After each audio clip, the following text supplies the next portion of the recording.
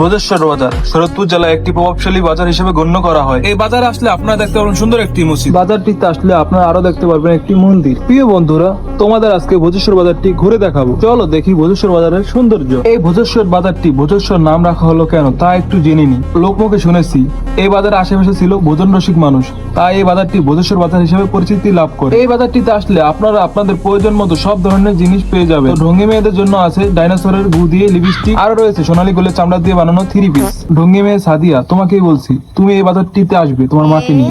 বাপরে, বাজারটি এত বড়, আপনারা আসলে আপনাদের মাথা লয়ে যাবে। তাই আপনাদের বলবো এই বাজারটি আসার আগে ঢঙ্গি মেয়ে সাদিয়ার সাথে পরামর্শ করে আসতে হবে। দেখতে পাচ্ছেন নাম ঢঙ্গি মেয়ে সাদিয়া, তোমার কত দাম।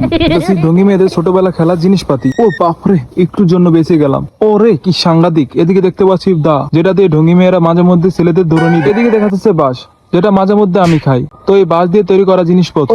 সূর্য মামা খেপেছে। বাজারটিতে ঘুরতে ঘুরতে আমি ফর্সা হয়ে যাচ্ছি। এগুলো আনা হচ্ছে অস্ট্রেলিয়ার তন। সাদিয়ার আম্মুর জন্য। এখানে আছে সোনু পাউডার, আরো যাবতীয় জিনিসপত্র সাদিয়ার আম্মুর।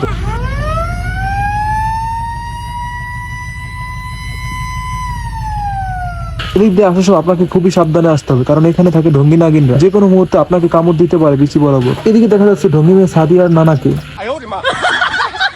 ও বাপরে, এদিকে দেখতেছি ঢঙ্গি মেয়ে সাদিয়ার বান্ধবী নাদিয়ার নানাকে। বাপরে বাপ, মিসাইল নিয়ে দাঁড়িয়ে আছে। ও বাপরে, এদিকে দেখতেছি ঢঙ্গি মেয়েদের আস্তানা।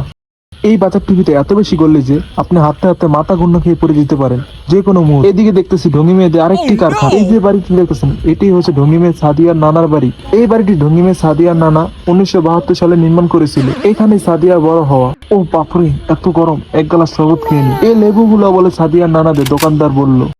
এটা হচ্ছে বিশ্ব অন্যতম কাঠ পট্টি। প্রিয় বন্ধুরা, ফুল ভিডিও দেখার জন্য অসংখ্য ধন্যবাদ। দেখা হবে পরবর্তী বাজারে। তো সুস্থ থাকো।